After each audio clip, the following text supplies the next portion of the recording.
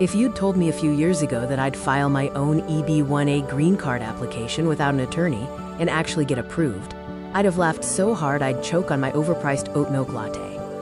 Yet, here we are. This is the story of how I navigated the so-called Einstein Visa, with loopholes, meltdowns, and way too many PDFs, and came out on the other side. This video is for anyone considering the EB1A visa, especially if you're thinking about self-petitioning. I'll share the strategies I used, the challenges I faced, and how I ultimately triumphed. By the end, you'll have a clearer picture of what the EB1A entails, and whether going DIY is right for you. So the EB1A, or as people call it, the Einstein Visa, is supposed to be for the top of the top. Nobel Prize winners, Olympic champions, and me, a humble academic who cries at Pixar movies and loses their keys twice a week. The beauty of EB1A? No job offer needed, no employer sponsor. You can self-petition. You get to spin your life story however you like, in a way that convinces the US government you're extraordinary. When I called attorneys, they quoted me anywhere from $8,000 to $22,000, not including USCIS fees. I nearly did a spit take on my keyboard. Between a preschooler, a mortgage, and my $4 croissant habit, my wallet was already gasping for air. And honestly, who knows your awkward poster prizes and weird niche citations better than you do? So I armed myself with optimism, coffee, and an unhealthy relationship with my printer, and decided to file solo.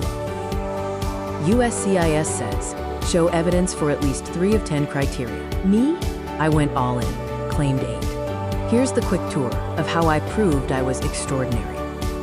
Once you pick your criteria, it's full detective mode. I turned into a human scanner. My laptop still hasn't forgiven me. 7 reference letters, citation stats, copies of articles, emails confirming I reviewed papers, proof of every award I ever got, even the one with the stale bagel prize. The I-140 petition letter is basically a love letter to yourself.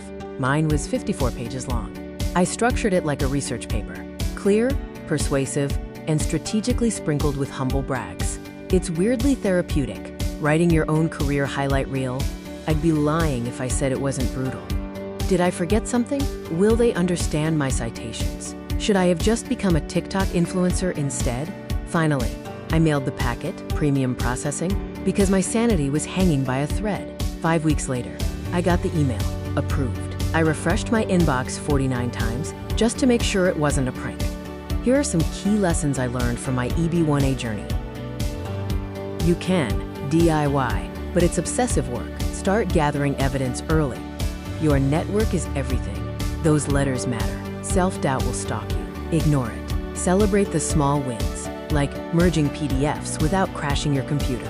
Filing my EB1A without an attorney was intense, exhausting, and oddly empowering.